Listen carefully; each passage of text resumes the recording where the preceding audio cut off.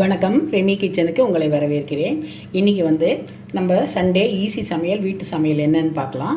நல்ல புழுங்கலரிசி சாதம், வெள்ளை வெளேர்னு வடித்த புழுங்கலரிசி சாதம் பாருங்கள்.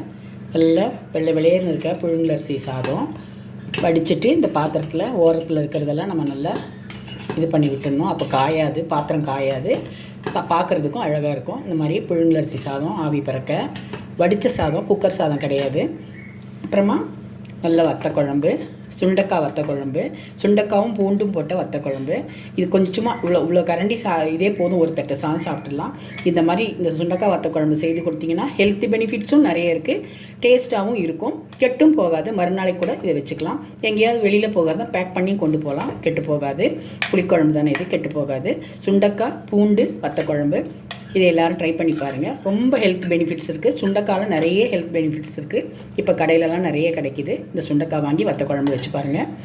அப்புறமா உருளைக்கிழங்கு கடாயில் போட்டு நம்ம பொரிக்காமல் அப்படியே மூடி வச்சு அப்படியே ஃப்ரை பண்ணது இது. இதில் பூண்டு, மிளகு, கருவேப்பிலை எல்லாம் போட்டிருக்கு, உப்பு, மஞ்சள் பொடி எல்லாம் போட்டு அப்படியே மூடி வச்சு சிம்மில் வச்சு அப்படியே பண்ணுறது. இது ரொம்ப நல்லாயிருக்கும் இந்த பொரியல்.